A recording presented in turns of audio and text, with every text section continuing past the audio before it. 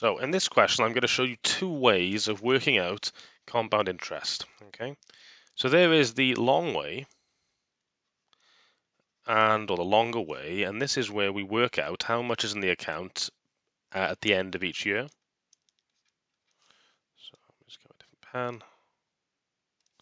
So another one.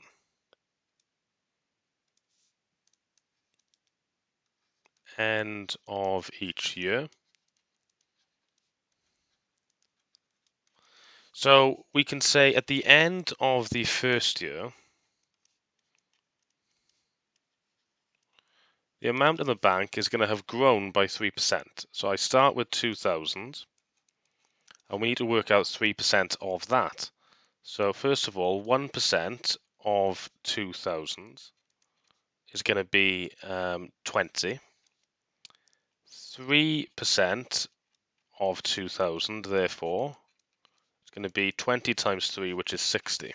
So at the end of the first year, there's going to be £2,060 in the account. Now we could work out how much is in there at the end of the second year by doing the same thing. So there's £2,060 at the start of the second year, and we need to increase this by 3%.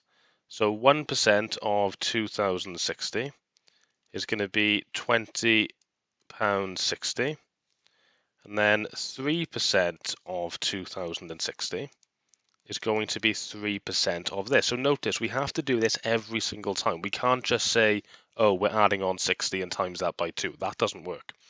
Okay, that is something called simple interest. So let's do that. 20.6 times 3. I shouldn't really need a calculator for that, to be honest. Like, what's that going to be? Like 612 or something like that?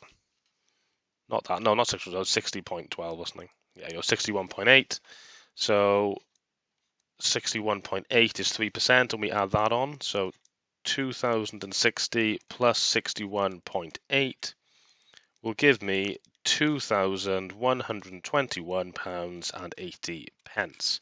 So that is how much remains in the account after 2 years. Or not remains, sorry. That is how much will be in the account after 2 years.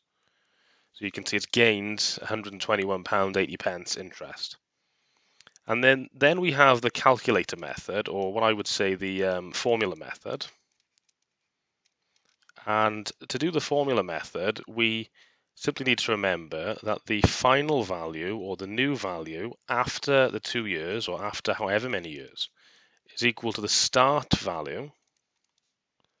And you can use either one of these methods, but the second one's much better when you have a lot of years, like 5 or 6 years. So you do the start value times by the multiplier.